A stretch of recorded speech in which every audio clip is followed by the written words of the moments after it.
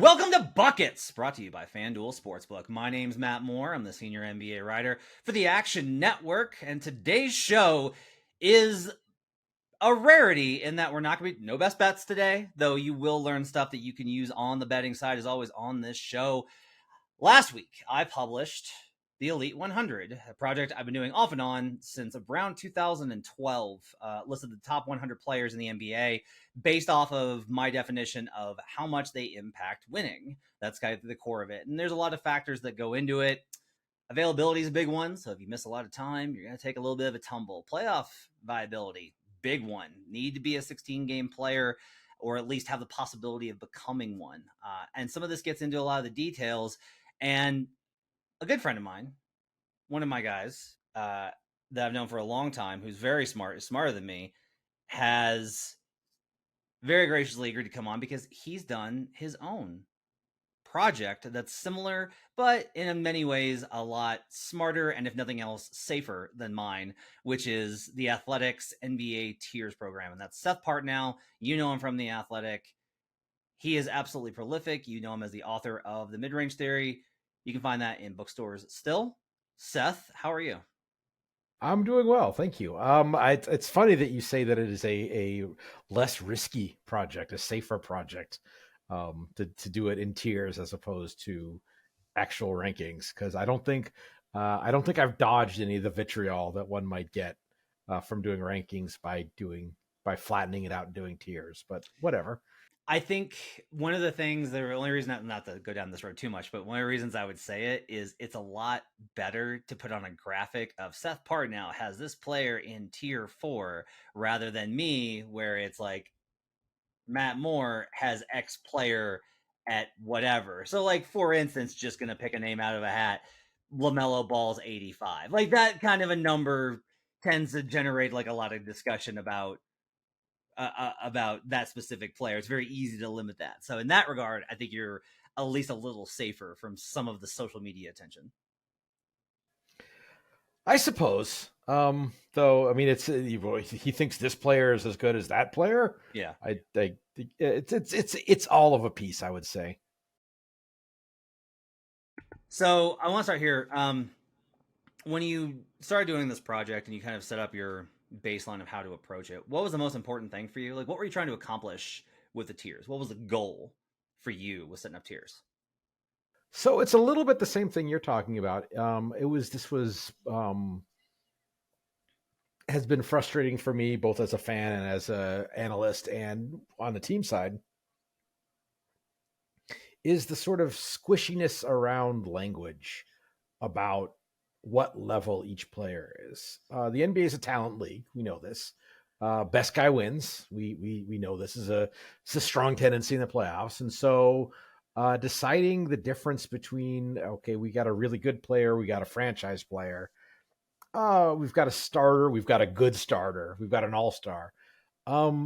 The alighting of those differences is something that is very common. If you ask people to, okay, oh, he's a top 10 player in the league. All right, name your top 10. You get 17 names. It's like, okay, well, really, let's be hard-eyed about this. Let's be cruel about making cuts even. And so that's really the genesis of mine. And then they did some empirical work, and I started with some stuff that Kevin Pelton had done a number of years ago. It was actually in the like NBA historical rank project that he did it for. Was, okay, a guy at a certain level of play, how much does that bring to in terms of championship equity? And what he found, and I was able to replicate, is that there's actually a sort of an exponential increase, or maybe even a logarithmic increase in like championship value as you get higher up. So the distinction between we got a top 3 guy and we got a top 10 guy, that is a like uh, in my work, I've estimated the difference. Okay, the difference between like having the top 3 guy and having a top 10 guy in your roster is you would need like a top 25-ish guy in addition to the top 10 guy to make up for that top 1 guy. So that very top group guy. So that's the genesis is really to be really strict about making sure that it reflects the structure of the league. There's 3, 5, 7 of those guys at the very top at any given time. there's 15 to 20 in the next group down. There's, so on and so forth. And just being very strict and very hard-eyed about who actually gets to what level, because I think the mistakes we make as fans with expectations, the mistakes teams make in terms of their roster building is sort of, well, he's almost as good, so we're going to treat him as if he is as good. And I really wanted to avoid that. I think that's really interesting from the perspective of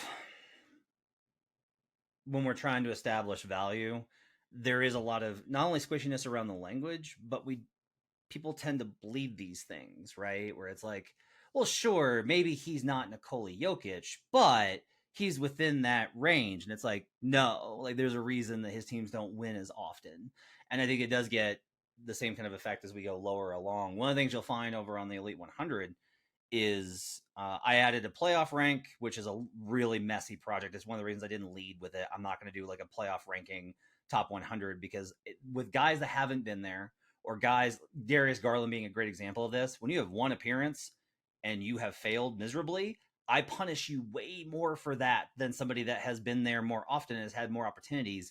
And that's not fair, but it's very difficult to parse these things out given the importance of the playoffs. And then I've also got in there a spread value, that's a totally metric discussion. I took estimated wins added over at dunks and threes, and translated that into a spread value. And that's essentially to give me something to work off in season. I want to be able to put that on our site for it to be like, okay, if you want an idea of how much does Nikola Jokic mean to the spread versus Joel Embiid versus Al Horford versus Scotty Barnes, there's a good kind of wavelength along there, and most of it, to be quite honest, checks out from the eye test.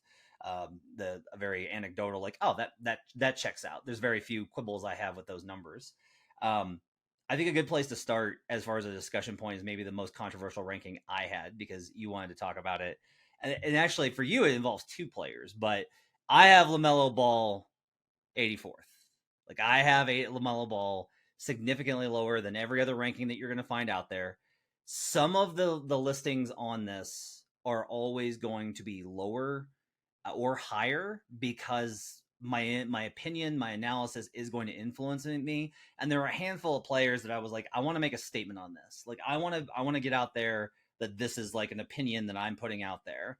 LaMelo, I am willing to admit, I like, in the words of Bill in Kill Bill Part 2, I overreacted. Like there's a little bit there of me, like, I'm going to do an updated version, and based off of public reaction, which people will be like, you caved. It's less that and more like, no. And a lot of smart people are like, this is crazy. I'm usually like, oh, it's probably crazy then. So I'm going to move LaMelo up, but I'm not going to move him up nearly as much as everybody else has him.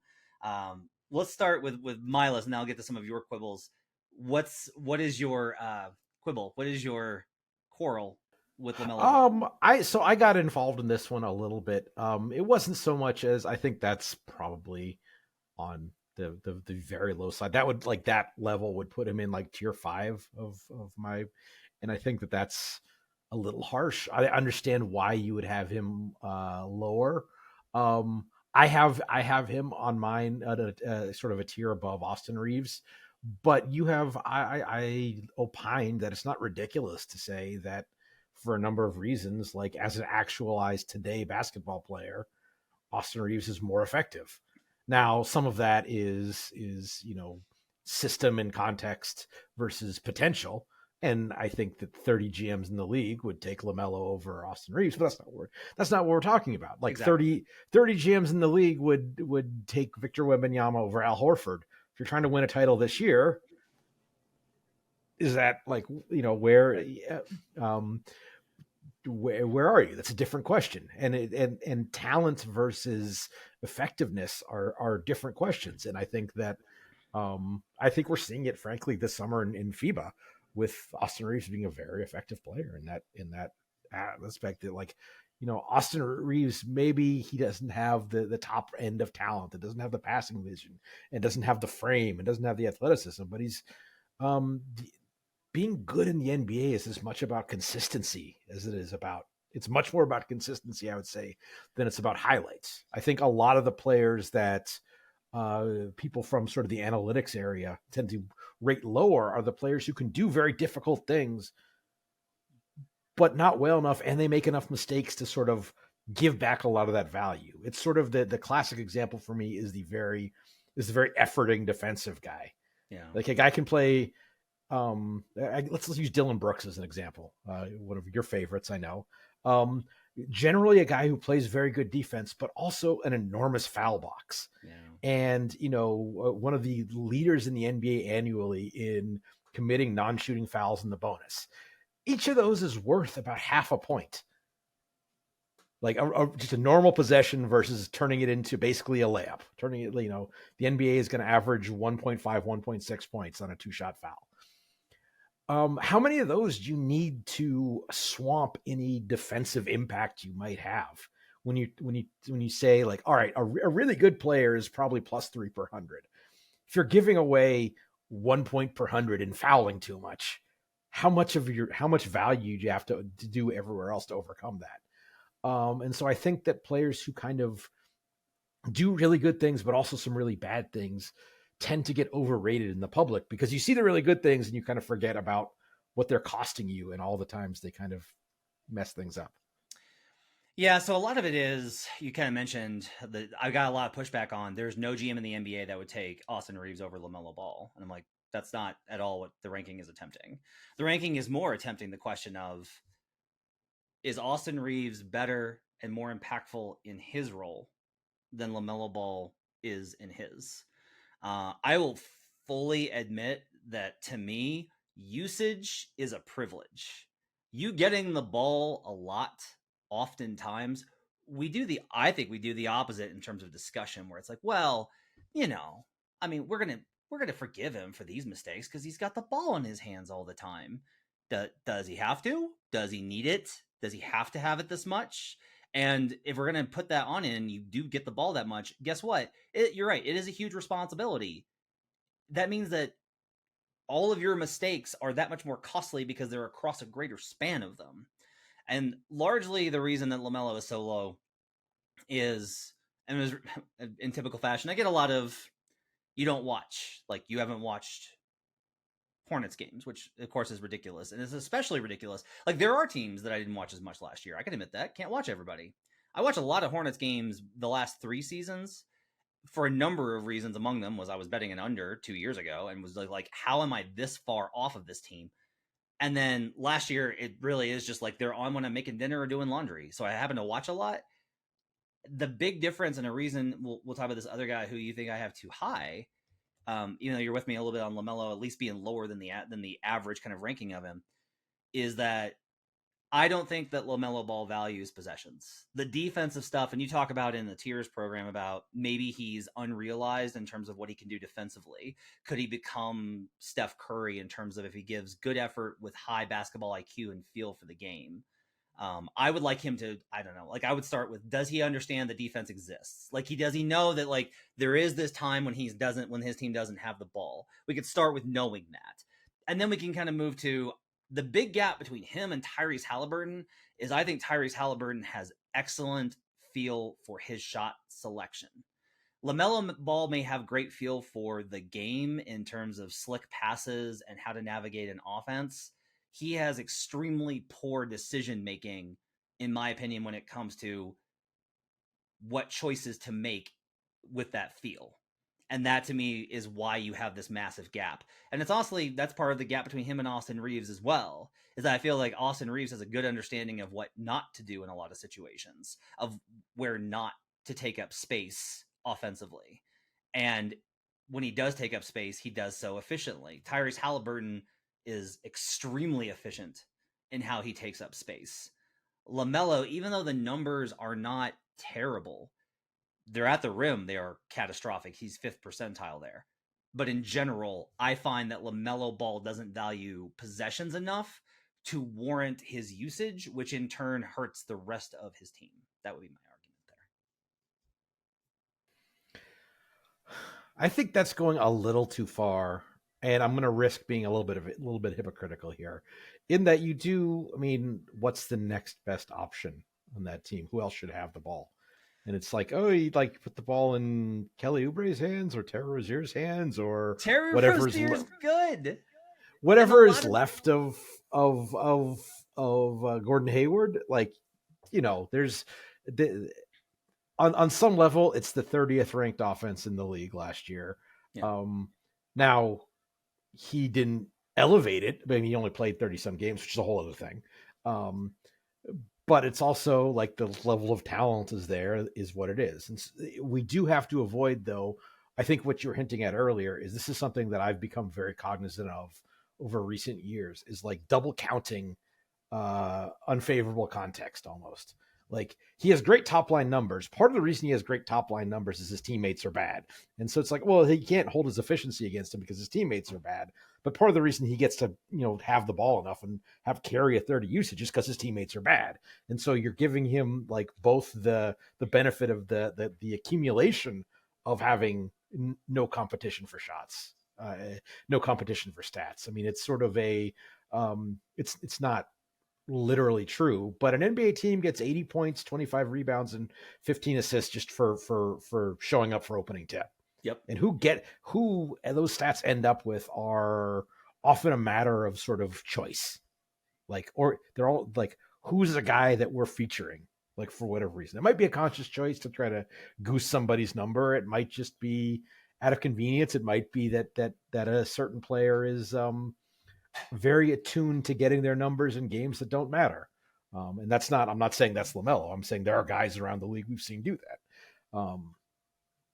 So I think you are being slightly harsh on that way. But on the other hand, like, I think that we both enjoy Tyrese Haliburton more, like, viscerally. I think that we both, LaMelo has in common with Trey a shot that we both hate, which is the 18 seconds on the clock, my guy just scored on me, I'm pulling up from 28 shot. Yep. Yes. And that, like, that's grating, but it doesn't actually happen that much. But it gets like it sticks in our mind. It's like, oh, this guy's got a terrible feel because he takes this one terrible shot. It's like, well, these all games also don't really matter. And would he take that shot in a more competitive environment? I don't know. And so, part of mine is I've tried to be as context free as possible. It's not possible, really, because so much of player production is based on context, but trying to imagine this player in a relatively neutral context, what would they look like? See, and I think I go the other way, where I'm not going to reward you for your teammates being bad. Like, that's a concept that I've taken from the MVP discussion of, and especially in part when it's a high usage player like we're talking about with these guys, then again, it's okay, but you have the ball all the time. Your job is to make them better. That's the job. And it's like, well, he can't because they're so bad. And my response is like, how far are you from others that we would compare you to in these regards? And I would argue that a lot of the guys that Tyrese Haliburton was running up and down the floor with last year were not, like, Miles Turner missed a bunch of time. Buddy Hield, sure. Like, he had more NBA talent than LaMelo had with all the injuries that they had last year, and it was only 36 games, for sure. But even if we compare the 2022 numbers for LaMelo versus what Tyrese was able to accomplish last year, we still run into Tyrese being measurably more impactful, more efficient, making others better. And so I go the opposite direction, where I'm like, yeah, no, your team is bad for sure, which means it's all the more important that what you do matters. You can contribute. Some of these guys can contribute less on good teams, more with more impact, rather than, if you're going to be the best guy on this bad team, I better be able to acquit you pretty easily. And with LaMelo, I was unable to. So there's a couple things to unpack there. First, I think that I mean, you have Haliburton 17th. Is that where you end up with him? Somewhere in there, high teens? Yeah, 17th. Oh, so I have a hard time putting a guy with a sub 25 usage that high.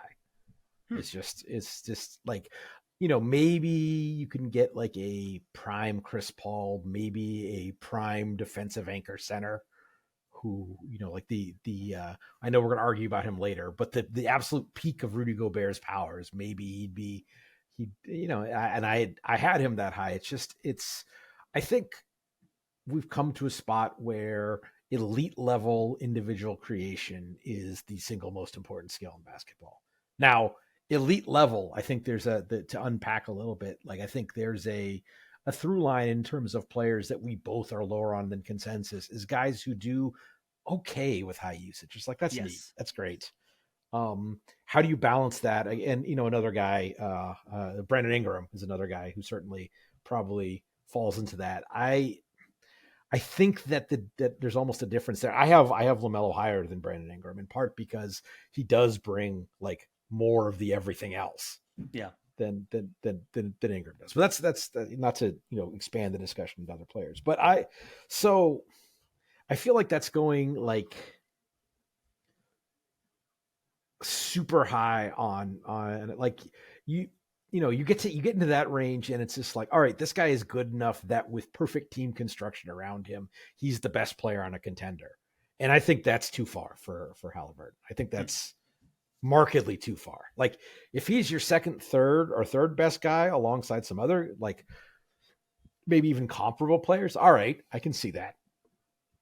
I don't know if there's enough there for really in any realistic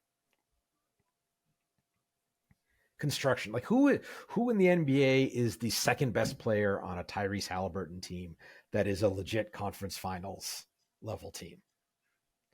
Pascal Siakam. I did no chance. I'm sorry. That's not, I don't think that's close to, I don't think that's that. I think, that's a, we're probably going to, we might not have to go into the play-in, and we might be, we might be competitive in the first round. Yeah. I don't know. I think one of like, the reasons Bam Adebayo is sort of maybe like I start to even think about it. Yeah. Well, I have Pascal, I think probably higher than you do. And I have Pascal markedly higher than Bam because of Bam's general, Bam could be a lot higher, but Bam never chooses to be.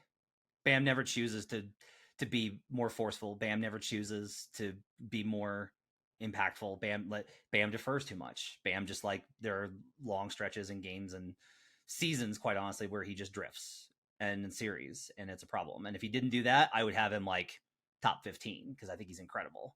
A lot with Hallie, like the usage stuff, the absence of, and I'd be curious where you have him based off of, because you have a better usage metric that you've developed than the standards, which ignore assists. And that, to me, is a lot of it is that before Harden got back and started cranking and did what he always does, which is lead the league in assists, Hallie was leading the league in assists while shooting incredibly efficiently from the field, scoring 20 plus. And so, like, you have this entire combination of factors where I'm just like, Hallie is an extremely efficient guy who makes constant plays for others. And a lot of this is that I did a deep dive on him mid-season to be like, because I was reluctant to put Hallie as far as some of my cohorts at Action were. Like, there was a lot of most improved player bets on Hallie last year and at my shop.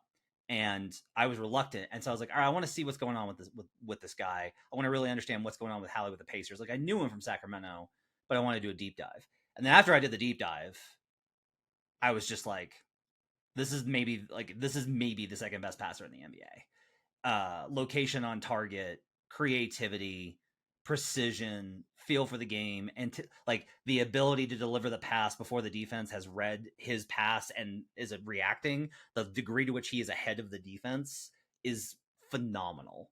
And so for me, I can like look at Hallie and be like, no, he can be an engine. You're going to have like great finishers and great defenders. And all, like, that's what I was kind of saying is like, it couldn't be like Pascal Siakam and then just like a bunch of guys, just another guy, a bunch of Jags. Like, you can't do that. But it would have to be like Siakam. Well, let me put it this way. If you take out Scotty Barnes and you put Tyrese Haliburton on the Raptors, my opinion of them changes dramatically.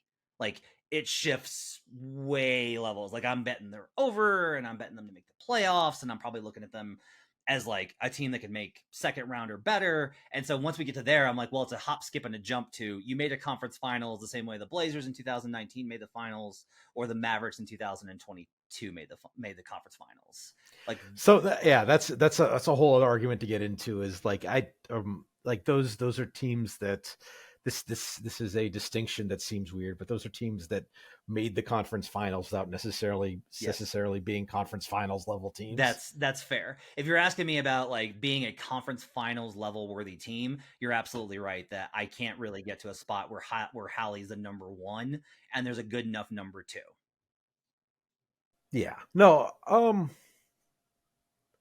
this is all fair, though. At the same time, I do. How much of what you're like the Raptors specifically? How much of that is like the Raptors kind of mesh of skill sets crying out for kind of creation in an engine? This is sort of it's the flip side of what I used to call the perk effect, where for a number of years Nick Collison always showed up super highly in like impact metrics because he's coming into the game for Kendrick Perkins. So there's a certain in his like his like RAPM or something like that, he was sort of getting a bump for being not that guy. Yeah. And this is the in some ways I think that this is certainly with even as with Trey, I think to an extent, even with like Steph or Dame, there's been a little bit of this effect, is that their teams are constructed so reliantly on their creation that it almost overstates their impact, because when they go off the floor, the team sucks. Jokic is quite honestly this kind of comp where every other player on the Nuggets gets to spend usually some time next to Nikola Jokic and have their numbers bumped up. The Nuggets have not employed a backup center that's viable since Mason Plumlee. And don't get me wrong, like DeAndre Jordan is bad and not an NBA player. Great for the locker room, incredible presence last year, had some key moments for them throughout the season. I want to give DeAndre credit. But like, this is part of it, is all of the, like, one thing I've said is all of the centers are going to look absolutely horrible because none of them get to spend time with Jokic. Like, everybody else gets that benefit and the centers do not. And so, like, this is part of Jokic's thing too, where you're going to look better because the backup's DeAndre Jordan. So the point I'm making is sort of orthogonal to that, in that because if the guy is the only person on the roster who can do certain thing, they're going to seem more impactful than maybe they might be on a more balanced roster construction. This is how you get to the point of I know we're bouncing around, but there's a series of articles written by Benjamin Morris, formerly of 538, about why him arguing semi-tongue-in-cheek that Dennis Rodman's the greatest player of all time. And in part, it was because of the impact, like, on some stuff that those Bulls teams had with him not available. And it was like, okay, well, yeah, the reason they had Luke Longley and Bill Wennington as their centers is because they didn't need to worry about rebounding because they had Dennis Rodman. So if they have a different player, they probably build the team differently. And his sort of outsized impact in that one narrow area is muted a little bit because it's not as outsized an impact because the team hasn't sort of min-maxed that skill set. Yeah, that makes a lot of sense. And so that, I think, with like the back to the analogy you're making, plugging in Haliburton on a team that is bereft of sort of on-ball creation, as the Raptors have sort of been since 2019, it's like he's going to look better because the baseline of what he's replacing in that regard is pretty low. Yeah, and I think for me, it's that I still feel like you can replace Trey with Haliburton, and I like the Hawks better. You can replace most of. I mean, that's an aesthetic judgment, but yeah. I mean, even like, here's a good example is like De'Aaron Fox, who you're high on and I like a lot, but like, I think if you did switch out Haliburton for Fox, not to go down that road and make it more painful, because I think that both teams won that trade and it's worked out great. But based off of how Haliburton has performed last year and what he's shown me, I do think that the Kings are marginally better, at least offensively, with De'Aaron. Now you can counter with the defensive argument. That's why I have them 2 slots apart. That's definitely like within range. But I think that that's like a good example of even if we take the role, and I do think I'm making an assumption here, which I think is a fair distinction for us be on the other sides of, which is you're saying like I'm a little bit skeptical of guys that don't have that usage, and I'm a little bit more on the side of if you are so efficient, I think you can take on more usage and still be that level of impact. And so I think Hallie could have the ball more, shoot more, and still be as impactful. I want to move on. I want to ask you some stuff about. There's three guys that are in the MVP discussion and are going to be bets made by various people this upcoming season. I want to get your thoughts on the three of them because we're close on most of these guys. But I wanted to kind of get into the differentials of where we're at. And the first guy is my favorite long shot to win most valuable player, and that would be Shai Gilgeous-Alexander, who I am like just cannot be higher on this kid. And we're seeing why in FIBA play and last year and all these types of things. And you've got him in 2C. You've got him in a tier with Jamal Murray, Paul George, James Harden, and those are all really good players. I, on the other hand, have Shai notably higher at I have him 10th. I have him. Well, it's not that much different actually because my tier Okay. 2C is like 15 to 18. Yeah. So it's not. Well, what's interesting it's though not, is we talked about like the exponential difference in those in the tiers, right? And so the tier 1 versus the tier 2 I think is like an important distinction. I'm a little surprised you're not stronger on Shai because like I was using the athletics layout is really good on all of these things, by the way. You can compare the metrics that Seth has valued and pulled to evaluate these players and compare them very quickly. So like I'm comparing like Shai versus Jamal Murray, and I'm like, but Shai's like way better, and like, and I know where it comes from, which is Jamal just absolutely fucking destroyed everyone in the playoffs, and has 30. And has, it should be noted, like the last two times he played in the playoffs, he did that also. Yes, he has two consecutive playoff runs where he was destroyer of worlds. So I get it, but I am kind of curious as to what Shai has kind of shown in the last two seasons, honestly, and what. This gets into an interesting question of the playoff thing because Shai actually has been in the playoffs, wasn't the same role, wasn't the same player, but did have wasn't very good, and was just kind of yeah. He was just he was not he. It wasn't that he was like terrible. It wasn't like Darius Garland this year, but it was just like okay, he's a guy. What would he looked like in those playoff runs if he had been asked to play the same role that Darius Garland was like, because he wasn't ready. And now he was playing alongside, in a sort of a happy to be there, feel good Clippers team before they went down the road they went down. Which, by the way, no shade at them for if you have the opportunity to get Kawhi Leonard and Paul George, you do it.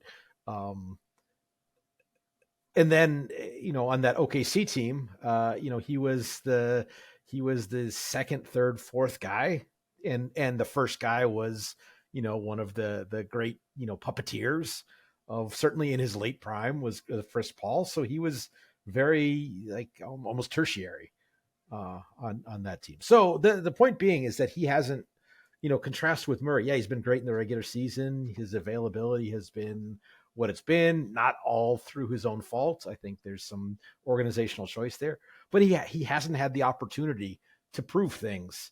And another sort of defining thing for me in how I went about this is, in general, I wanted to err on being a year too late on guys than being a year too early. Yep. In part, that's sort of my distaste at the hype boom bust cycle, where the guy gets anointed after 3 good games, and it's like unfair, and then the expectations are placed on him, and then he gets like killed for not meeting those expectations, which were ridiculous in the first place. That just because he had 3 good games, I suspect Shai will be just fine in the playoffs, but we kind of got to see it as a primary a little bit before we can really go crazy on him relative to guys who have proven that they can survive and thrive in that sort of environment. One of the big challenges for me with this was that I had to find, I didn't want to go one way or the other. I didn't want to be all you got to have proven it, and I didn't want to go let's anticipate and only anticipate. And so I tried to balance the two sides. And the way that that's going to come out is if you disagree, you're going to feel it's arbitrary. And if you agree, you're going to feel like it's a great feel for the league. Like that's the dichotomy that I'm going to wind up with, right? And the answer is probably somewhere in the middle. Is that I think with Shai, there I do have I have no reason with where the player he is now. If you're like, what do you expect of him in the playoffs? I'm like, oh, I think he's gonna be great. With Darius Garland, I expected way better, and that's one of the reasons will admit I overly have punished Garland because I had high expectations, and I'm like, well, you were extremely worse than I thought you were going to be, and you've only all I have is this one run to go off of, so I can't compare you across. So you're gonna I'm deciding you're gonna take the hit this year, and it's gonna give you a lot of room to move up next year, but that's where I'm gonna go at. With Shai, I don't have any sort of there's nothing I can point to outside of, because his mid-range pull-up is really effective. He's one of the best jump shooters in the league off of the dribble. He's just not one of the most prolific three-point shooters off the dribble, but he's able to effectively punish drop defense. If you blitz him, he's going to pass out of it. If there's all these ways that I'm not worried about Shai versus some of the other guys who would take a hit based off of the playoff performance. I'm not worried about him as a defender. So I'm definitely, with most of the guys in the playoffs that don't have a lot of experience, I have erred on the side of, well, look, you haven't been there, so I don't know. You don't get any credit for it because you haven't been there. With Shai, I am definitely giving him even though you haven't been there, I'm going to give you. I think you're going to be fine and you're going to succeed. That's the only reason, though, why I don't have him higher is that's how high on him at this point is. I think he's that ridiculous and that good of an engine and that capable of being prolific. And you're definitely right that he's falling into the boom bust cycle. I want to ask you about one of your favorite players to discuss. And you and I've gone so far around on them. Fascinated to get into this discussion. It's not Rudy. No. Let's talk Donovan Mitchell, who you have 3A, my friend. And that is what does that shake out to in terms of the number range? That puts him in the sort of the 19 to the 19 through 24 range. Okay. By the way, can we talk about the other players who are in that group with him before you Yes. take it? It's the other players in that group are Bam Adebayo, Jaylen Brown, Jaren Jackson, Anthony Edwards, De'Aaron Fox. Yeah. That's a pretty solid and I think appropriate peer group.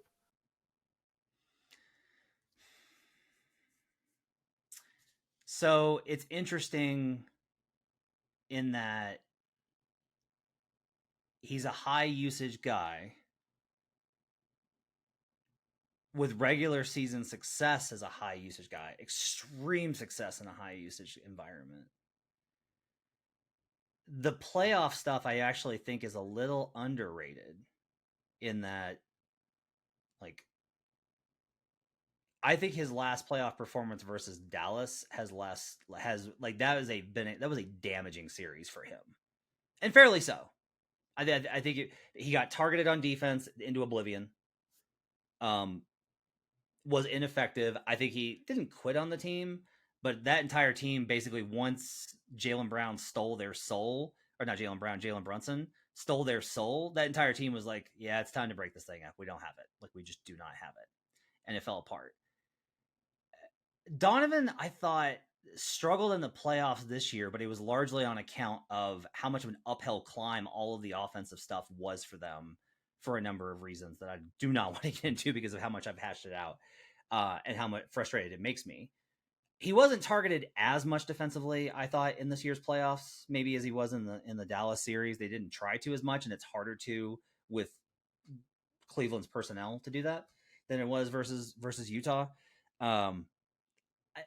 I still think that Mitchell is capable of pretty amazing things. One of the things that you kind of target him for is his propensity for hero ball. And for me, it's all about okay, but can you play hero ball at an efficient, effective level if you're surrounded by a team that can hang? And I understand your reasonings for why maybe he can't do it well enough, but that I think is maybe the large point of where we wind up going as. I'm just I think with the right team, Donovan Mitchell could be the best player in a playoff series and could dominate. And like we're talking second round or conference finals. I think that he's that good. And I think that you think he's more. There's like Jaylen Brown's a number 2. Bam is a number 2. De'Aaron Fox is arguably a number 2 next to Domantas, or at least he shares number 1 status.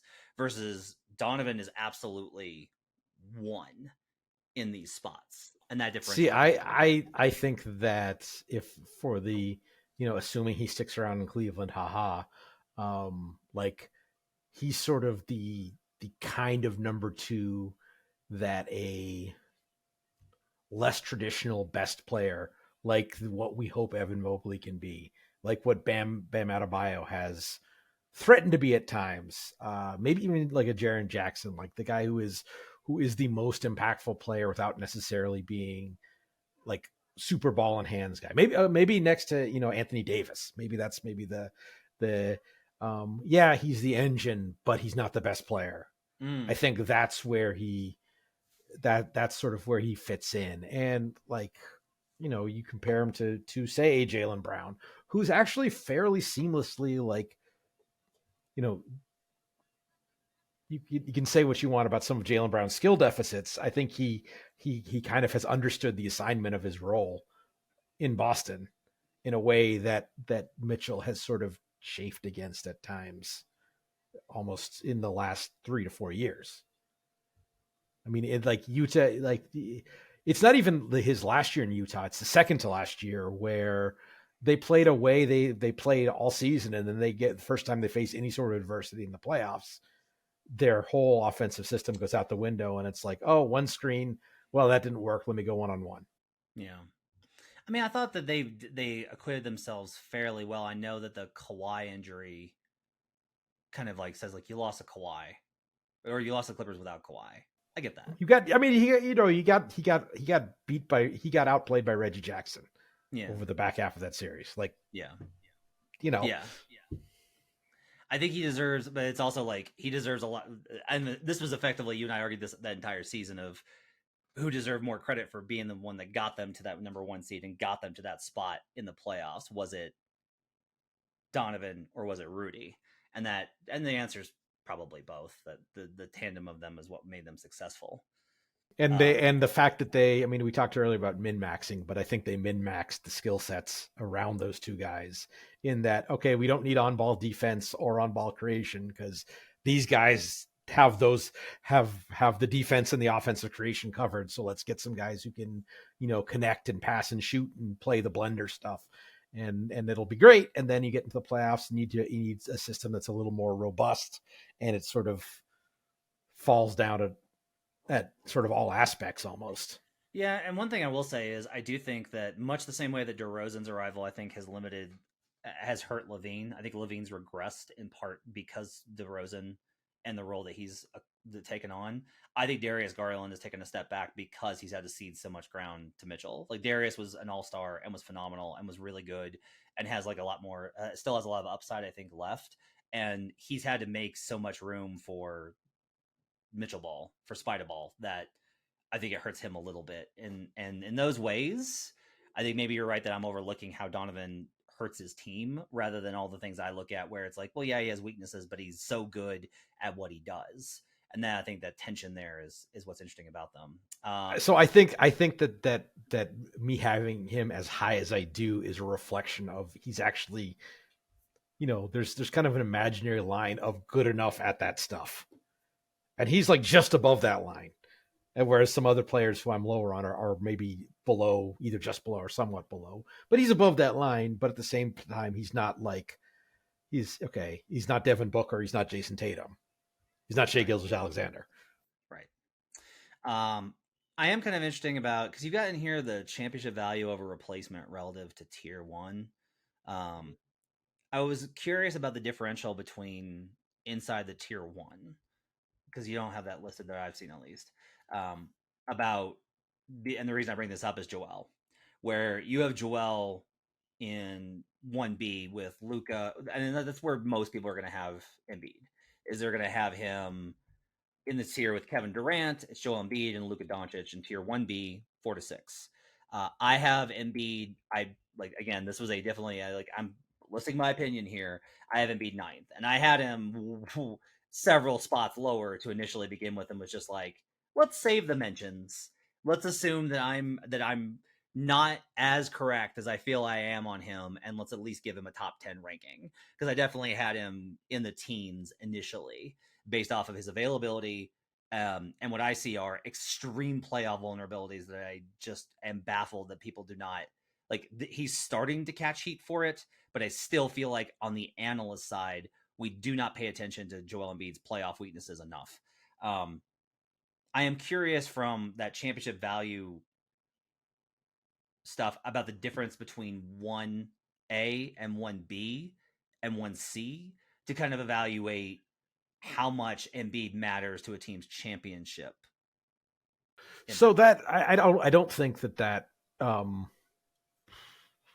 I don't think that metric really is amenable to splitting that finely, simply because we're talking about sort of how, on average regular season value propagates into playoff value. And so that's not really, I haven't, there are guys who are going to have more or less value in the regular season based on any number of factors. And and that has some bearing, but not really, is not determinative at all about how well they're going to do in a playoff setting. So it's not a distinction that I necessarily feel like is even useful to make, almost, because that metric is more of a, like a quick and dirty guidepost. So it's a big dial, not a little dial thing. It's sort of in the past, I've looked at sort of the point system between where players are in tiers, and you get to, the numbers are pretty arbitrary, but you get to, a tier 1 player is worth about 7 points, tier 2 players like 4.25, somewhere in there, and on down the line, and you get to about, low teens is typically where conference final plus teams come from, is teams with that level of talent. So it's more of it's more of that, like, quick and dirty, like, broadly speaking, from a talent perspective, is this team good enough? And I think that he has been on teams that have been good enough so that those sort of very micro foibles that you're talking about do come into play. And I don't think those are necessarily as amenable to kind of model-based analysis. Those are sort of observational, like, okay, the conditioning, like, all right, on some level, like, they got beat by the Hawks 2 years ago because Doc decided he had to play Dwight Howard every fourth quarter. On the other hand, like, Joel Embiid can't play 12 straight minutes in the fourth quarter of a playoff game.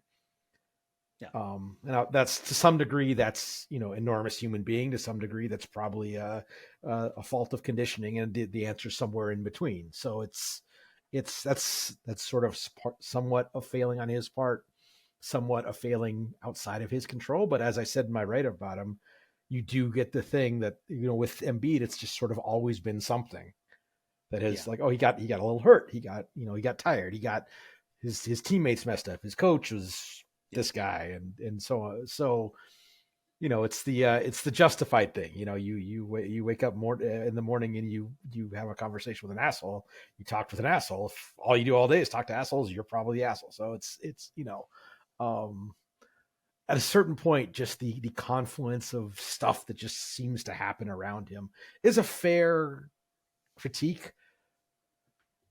But he's been the second best player in the regular season, not just over the last 3 years. I would say each of the last 3 years, and I would have voted for Jokic for MVP last year as well. So, and on that level, like, you do have to credit that, and there's no obvious playoff, like, let's put it this way: if there's not obvious playoff non-viability in Jokic's game before this year, which I think we both agreed there wasn't, I don't see how you can necessarily say there's playoff non-viability inherent in Embiid's game. Well, here would be the thing. One, the conversation about Jokic was always ridiculous because he already had a conference finals run. 2, he'd already proven to be effective. 3, if you really pay attention to the Warrior series, that was really funny. Is like people just like glossed over, like, oh, it was over in 5, and it's like, look at the course of the Warrior series, which is like he had lots of problems with Draymond early, and then he solved him. And over the last 3 games of that series, they got by on their offense versus the rest of Denver's relative lack of firepower. But there's a reason that Draymond at the end of it gave Jokic the very long, like, you made me a better player speech. Two, like, no one has ever been like, you made me a better player, Joel. Nobody has ever done that.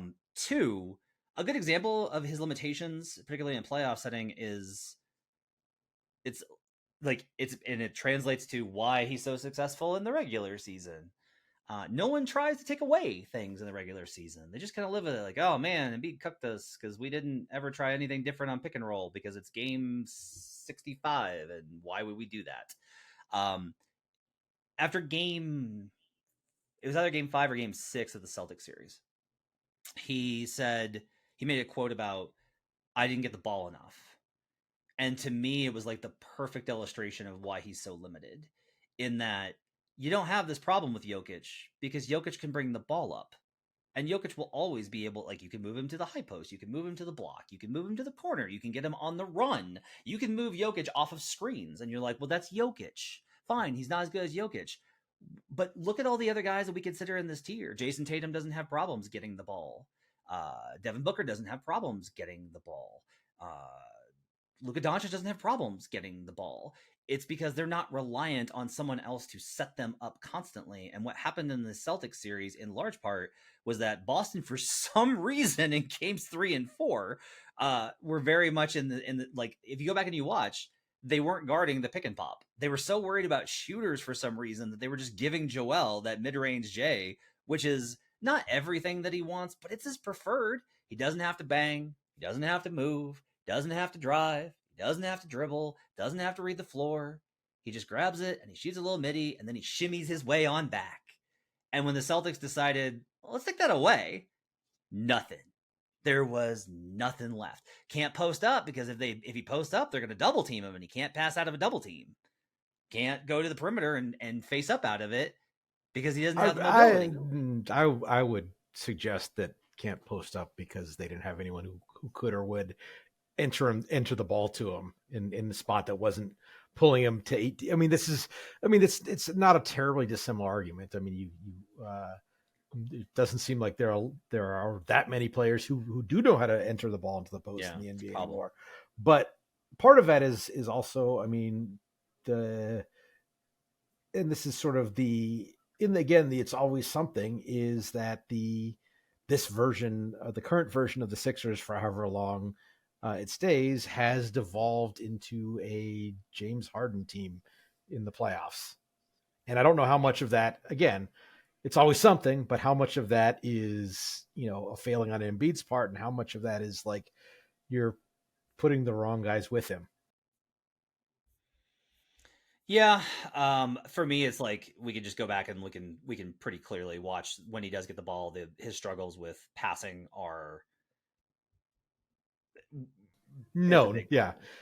Oh, he does have a, out of doubles in the post, he's got a high turnover rate. But I do think one of the things that we're going to look at this especially from a betting perspective, is like your confidence in him still being this level of impact in the regular season. If he chooses to play 65, if he chooses to play 65 plus, he's still going to be a pretty good value for MVP, as he has been good value to bet even when he's lost. You've been able to build good positions on him throughout the last couple of years. I want to transition and talk, as we kind of wrap up, about a few veterans that I think are really interesting for these teams and the impact that they're going to have. You have given them a little bit more credit than I am. I am going the other way, where you're like, if they've done it, I'm going to give them credit for it. If they haven't, I'm going to be resistant. And I went more to, if I see a slide, I'm getting ahead of it because I'm very worried. And a really important one for this is Chris Middleton. You have Chris 3B, which is 25 to 33.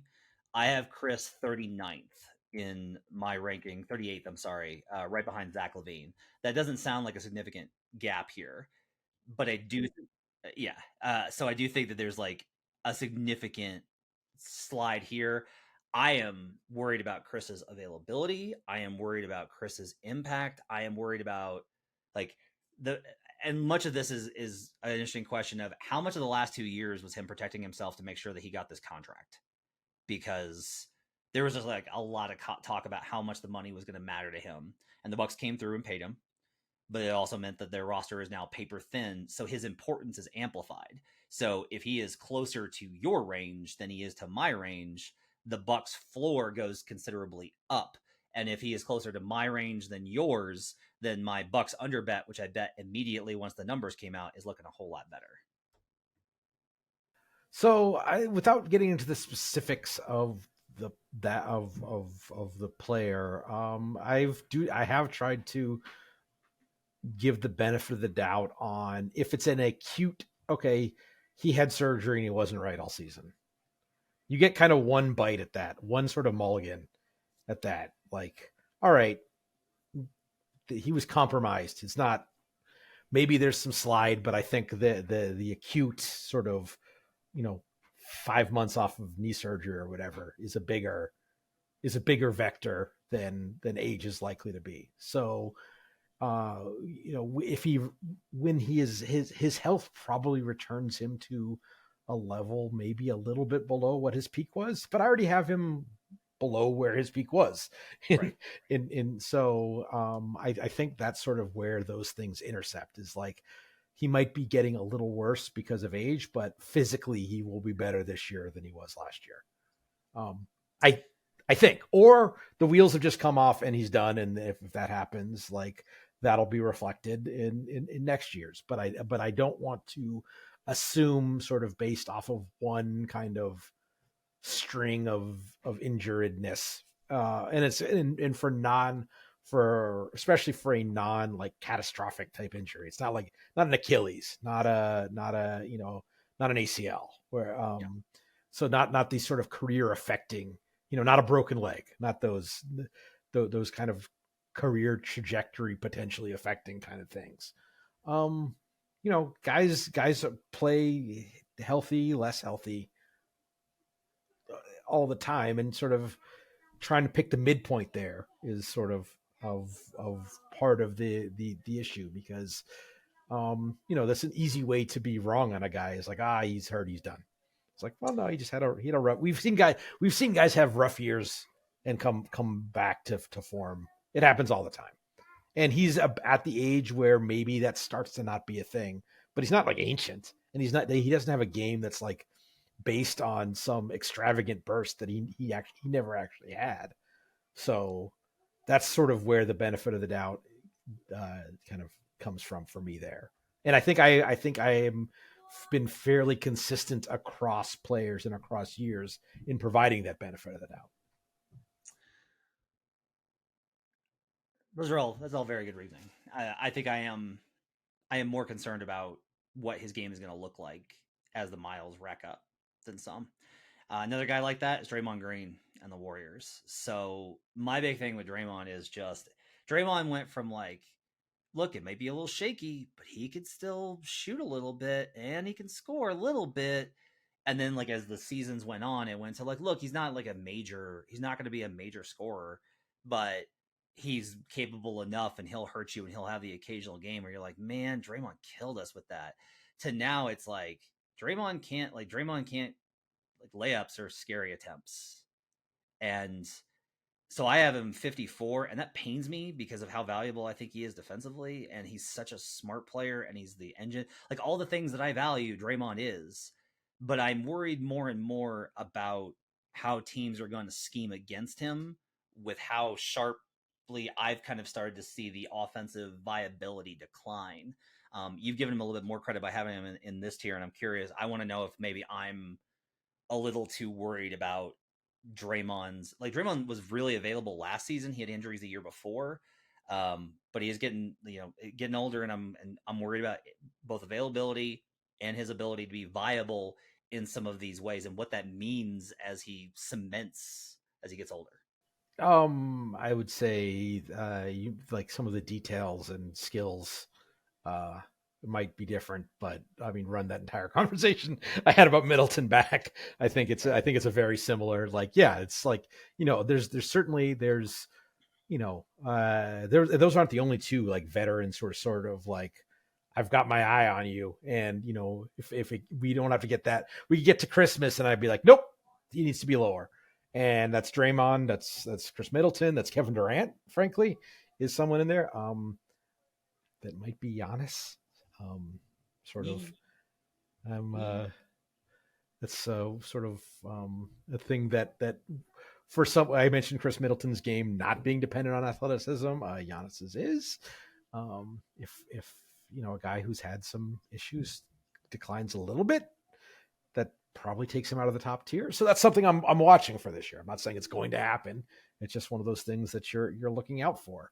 There's probably a few other players who are but obviously Chris Paul, is sort of tumbled already. Um, uh, yeah, Anthony Davis, they're kind of guys getting into that the guys with a lot of mileage getting into that like early 30s area. It's sort of you do have an eye on them. Yeah. But maybe that's kind of the key here is that I may have gone too far and I have my eye on them. And so I'm going to drop them when they haven't necessarily earned that drop yet. Might be where I'm at too. Yeah, and that's sort of that is sort of a challenge of doing this only like semi-annually is right. Like, well, if it's wrong, it's going to be out there wrong for a number of months. But I sort of, again, knowing you're probably going to tend to miss one way or the other, I've consciously chosen to be too late rather than too early. Before we get out of here, let's do as we have to. We have to talk about Rudy Gobert because you and I have thought more about Rudy Gobert than any other player. Although I will, here's what's really interesting about this edition of our argument is that historically I've basically been I was very high on Rudy early. I was hyping him in like his rookie season and second year. I was like, this guy is amazing. And then we started to have conversations about, is he one of the most impactful offensive players in the league? And whoa, can't make a hook shot. This is a problem. And then we had like the battle about it, and like I was a spider guy, so like I was more on the D-Mitch side, and through all the so we've had like this whole thing Seth and I have, and not to say that Seth has attributed him as one of the most impactful offensive players. That was a purely metric argument made by some in the space. So Rudy, you still have in a very respectful tier 3C between 34 and 39. He's with DeMar DeRozan, LaMelo Ball, notably, Mikal Bridges, and Tyrese Haliburton. I have Rudy way down at 67. And this is one that I will cop to. You have a better understanding of the metrics, and so you're going to have a more nuanced view. Some of this is simply for me where he ranks out on EPM, which is my safety blanket that I cuddle with at night, is EPM. And those numbers did not reflect as well on him as some of the other metrics. You mentioned in there the defensive rating differential when he's on and off floor. And here's kind of the thing is like, I kind of think you're closer to right here because I actually liked the way that he played last year. I thought he gave good effort. I think he was in a really tough spot with how the reaction was very evident from all of the quotes that everybody was like, what the fuck is this with that trade? Not nationally, the Wolves sentiment was that. And I genuinely think it took 5 months or more for the team to be like, look, he's here. This is what we got. We got to make this work. And then, of course, there was the problem in the play-in game. But still, once Mike Conley arrived, it got a lot better because of D'Angelo Russell's feelings about him. I think he was in a tough spot. And I think that he actually did more in terms of individual scoring last year. He showed a little bit more, and they trusted him a little bit more than Utah did, which I'm always going to be curious about. Where was that edict coming from in Utah of like never pass to Rudy? Like, was that from Donovan? Was it from Quinn? Was it from the coaches? Like, where did that come from? Because it was so egregious. And they gave it to him a little more this year, and he produced a little bit, even if the offensive numbers were poor because of the injury to Cat and everything else, and they never had time to figure that stuff out. So all this to say, I think you're closer to right, but I'm curious as to why you gave him so much credit given some of the notable things that we saw as different last season. I mean, if he's your one big on the floor, you still have a top 10 defense. Like it's baked. Like maybe the decline will age related decline will catch up, but there's still every bit of evidence suggests that like you still have a very good 2 borderline elite defense just by having this guy on the floor still. And you can do there's a lot that gives you some wiggle room in terms of who else you put on the floor with him to sort of make up some of the offensive shortcomings. And, as you say, there are things he can do to be effective offensively. This is a weird thing that we like a guy who is a non-shooter kind of, well, okay, but he's a rim runner and he's an offensive rebounder. So you can figure out ways it might not always be pretty, but it can be effective with that. It's not like he's someone who's standing at the arc and just doesn't get guarded, or he's like in the dunker spot and his guy is helping all the time. I mean, that ended up happening some with the Wolves, but that's like some of the weirdness of, I mean, they're running out lineups of like Slow-Mo and Cat and Rudy with with the ball in a not particularly dynamic ball handler's hands in D'Angelo Russell's. Like, how's that supposed to work? Like, so, but at the same time, there were some signs of slippage. You mentioned that the difference between being like 99th percentile, which he's basically been for the rest of his career, and 92nd that is a substantial difference. I think if you were able, and these metrics aren't amenable to sort of partial season splits, but I think if you were to kind of take the sample kind of after they sort of figured out how to play with him, and that probably coincided. I don't think it's necessarily causative, but I think it coincided a lot with Towns being out, for a while. Yeah, I mean, everyone was I like, think, and the whole thing was they're gonna have to figure out how to make the two big lineup work, and then they never got to figure it out. But it's like, oh, you only have one lineup on the floor. Yeah, well, because they didn't have camp, and then they didn't have a chance like through most of the season. Yeah, like once Cat was like Rudy sat out after Eurobasket most of camp, and Cat was sick, and then they started the season and they hadn't really gotten a chance, and it sucked, and then Cat gets hurt, and then they sort of figure it out towards the end of the season, and then they stayed being team drama all year. So and so again, another guy who's definitely on notice, but I think that on balance, I think he probably had a better year than is sort of understood last year. I would agree.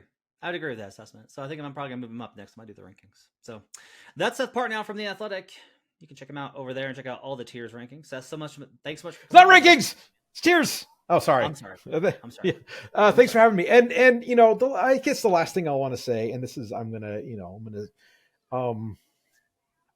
take a word out of your mouth and be something that, like, you put these out there, and you're expecting to get some feedback. You're expecting to get some negativity, and that's fine. Disagree, whatever. I just wish people would actually engage with depending on the criteria that you are tiering or ranking on, you're going to come up with a very different set. Like if we were doing like which player has the most trade value or should have the most trade value. So age, contract included, reputation, league reputation included. That's a very different exercise than what we both did. So like, yeah, no shit, you wouldn't trade LaMelo for Austin Reeves, but that's a different thing. And second of all, like, these aren't, I don't know how much time you spent on yours, but these are not slapped together. This is, these take, these are faster for me now because because I am sort of intentionally sticky in my ratings. I don't start with a blank sheet of paper anymore. I start with last year's. So it takes less time than it did when the first time I did it, when I had a complete blank sheet of paper and everybody in the league had to filter in. But it still takes, I don't know. I don't even want to think how much time like the projects took start to finish, starting in January, basically, because you're looking at it, constantly. So this is, if it's not 100+ hours, it's close. So say we're wrong and you disagree. Don't say it's lazy analysis. Like, this is something that we, that we worry over. And it's fine. I'm fine being wrong, but I'm like, I'm totally okay being wrong. And I can admit, like, I'm going to be wrong. And I've already admitted I'm wrong on some of these, but I do think that there should be an assumption. Like, I do care about him enough to put him out there. And so I did go through the process, and like, I did it daily for a lot of time, several weeks of looking at them and going, okay, where's this guy?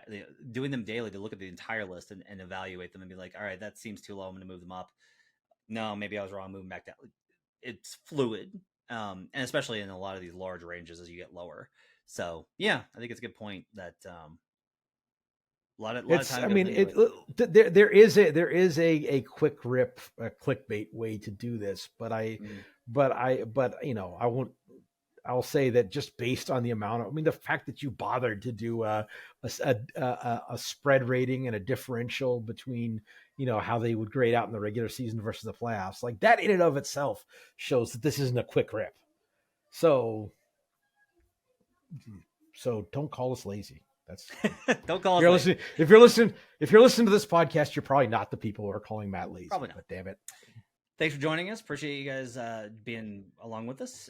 Thanks to Seth for being my guest this week. We'll be back later in the week as we're going to start our how-to series with how to bet the in-season tournament. Excited to get into that. Hope you guys have a great week. We'll see you guys again next time. Till then, let's get buckets.